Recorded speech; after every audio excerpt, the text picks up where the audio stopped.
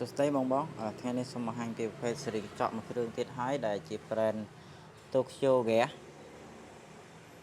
នេះពណ៌សរាងទឹកប្រាក់តិចណាហើយមុខងាររបស់វាយើងប្រើធម្មតារៀងទឹកអូតូបិទភ្លេចបិទក្តៅដល់កម្រិតរបស់វាបិទឲ្យយើង 100% តែម្ដងធានាសុវត្ថិភាពជូនណាហើយវាមានមុខងារដាំបាយឆ្អិនដាំអំបោសកំណត់ដាំទឹកពុះអលុតនិងកំណត់សីតុណ្ហភាព160 180ទៅ200អង្សាហើយភ្លើងអាំងត្រីថតអាំងត្រីរបស់វាមានលក្ខណៈភ្លើងពីរជាន់ឆ្អិនទាំងលើឆ្អិនទាំងក្រោមយើងបូកដកនាទីតាមសាច់របស់យើងទៅ1នាទីឆ្អិនអូថាសាច់របស់បងប្អូនខ្ទង់9នាទីឆ្អិនបងប្អូនដាក់លេខ9ទៅ9នាទីក្រោយវាលុតឲ្យយើង 100% តែម្ដង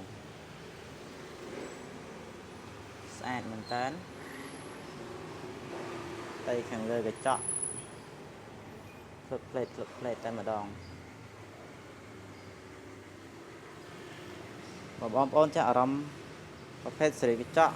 model នេះបងប្អូនអាចឆាតចូល page បានណាអរគុណ